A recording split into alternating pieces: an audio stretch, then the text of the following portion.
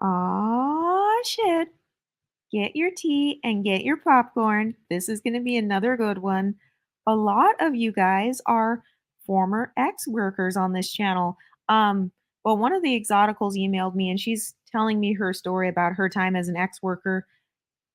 If you want to share your story, please email me at exoticalsunited@gmail.com. This is a part of the Decentering Men series, and I just really feel like a part of taking your power back as a woman is to stop romanticizing and to stop pedestalizing men. Okay? It doesn't matter what race he is, doesn't matter how much money he has, doesn't matter if you're married to him or not married to him. I believe that there is like this shadow side of men that they don't talk about. But let's get into it. This girl says, I first want to start off by saying I really respect you. The online presence you are making for us exoticals is a balm. So many of us have faced a lifetime of bullying and mistreatment, and we're left with no answers as to why we were treated as other. It took me too long to realize that jealousy is real.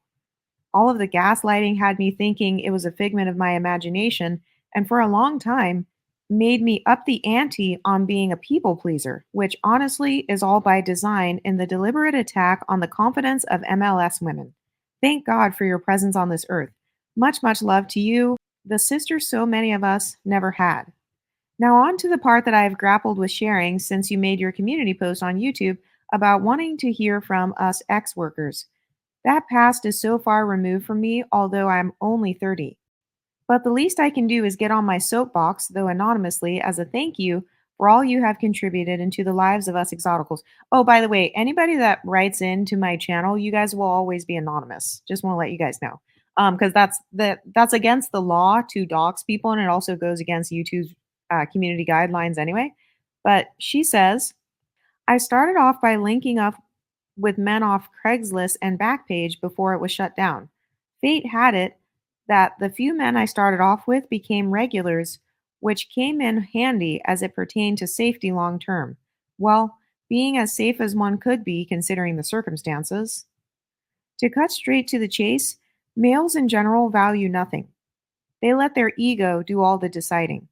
This sense of a Madonna whore complex is real when it comes to the ex worker industry. One of my favorite regulars would pay me $400 just to lay in bed with him. He had no qualms about me being a stranger in his huge home with pictures of his children and recently deceased wife all over the wall.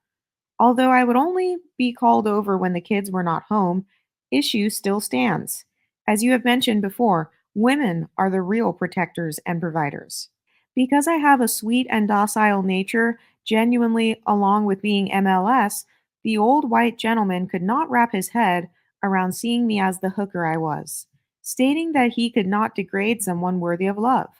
In reality, I know this man didn't love me because most males don't love anyone. But I was aware that men's sense of compartmentalizing and hierarchical thinking has no end. Although I could be wrong, I genuinely believe that if I were a drug addict or a homeless woman turning tricks instead of a young, beautiful girl in college at the time, he would have done some of the most unimaginable things with me. Even a crackhead I knew had a John who loved to barge in the restroom while she was doing number two and get on his knees to help her relax during the process. So basically, while she's boo booing, he wanted to like watch her and like help her relax. She says, not all, and even not most, men interacted with me the way that particular older white gentleman did, giving up so much cash just to have my presence. And to be honest, when I transitioned into dancing at a strip club my junior year, those men were downright nastiest. By that point, I had significantly more morals than I did when I jumped off the porch head first, wilding out as a younger woman. Needless to say, I didn't hook up with the men in the club. Not only was I repulsed by males in general then, but word gets around, reputations are formed, and since I spent every weekend there late nights, I didn't want to be known as one of those types.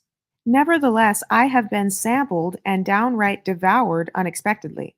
I'm going to keep this as PG as possible for the platform's sake, but men who didn't even ask first would slide a garment over and just go to town with their mouthpiece, going straight for the posterior out of all places, while pulling an additional $100 to $300 out of their pocket on top of what they were already paying me for a private room lap dance.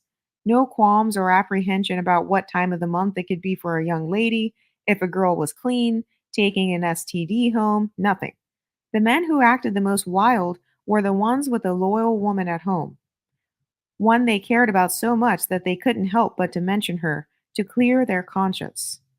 The open secret in the dancing industry is the fact that even girls who don't intentionally engage in extras at some point find themselves in those wild situations simply because of men's manipulation and financial seduction, especially in the midst of being extremely vulnerable.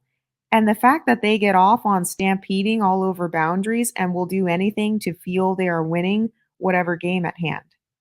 Many of them like being contrarian to situations simply to feel a sense of strength or superiority.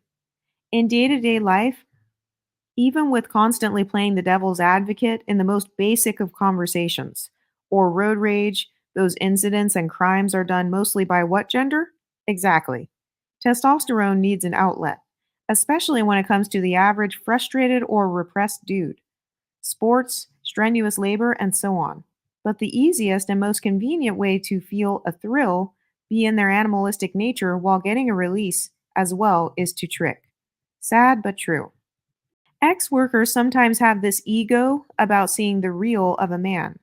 Meanwhile, no matter which role a person is playing in a guy's life, in some way, in his mind at least, they are being devalued by him. And the average entitled and ungrateful male lives for that. They love secrets, games, tomfoolery. Just like a kleptomaniac has to steal, no matter how well off or privileged they may be. This is exactly why the excitement for open relationships or swinging ceases when a guy gets with a woman who prefers these things. It's not that most men need these proclivities because honestly, no one needs X to survive. These fellows just like the idea of being the one who pulls the strings of those around them, or the one who has all these skeletons as a slight, especially against whatever woman he is mad at, or even whatever boss. I've seen guys leave their workplace in shambles as a final FU when they quit their place of employment. Men don't often turn to their male friends or relatives for compassion or support because they lack that, generally speaking. The depth and range is just not there. I feel this needed to be said because the dark side of X work is the fact that young girls lose their lives all the time. Even women I danced with would end up going missing or unalived due to getting involved with the wrong man, having too much faith in the wrong regular who put in all the time to build trust, being turned out on drugs by other girls, being doxxed and stalked outside of the club, gang rapes, robberies gone wrong, etc. Even I saw my life flash before my eyes in a setup attempt from the last random John I met up with my freshman year. This false concept of 304s having it better can make an impressionable mind dive off the deep end, getting involved in things she may not be ready for or have enough discernment for, or straight up luck to overcome. At the end of the day, there is nature and there is nurture. It is because of nurture that males are able to overcome their nature of being self preserving to the maximum degree. If a man was not raised and socialized to value people and duties outside of himself in the same way he would himself or greater, then he won't. Doesn't matter if you're a spouse, ex worker, colleague, friend, dog, cat. Thank you. Wow. That's really interesting how she mentioned men having this hierarchy mindset. I agree with that because if you think about all the isms, every single ism was created by men. Capitalism, colorism, texturism, featureism, racism. All the isms were created by men. All of the beauty standards and hierarchies that we know of, whether they are social or financial, they were all created by men.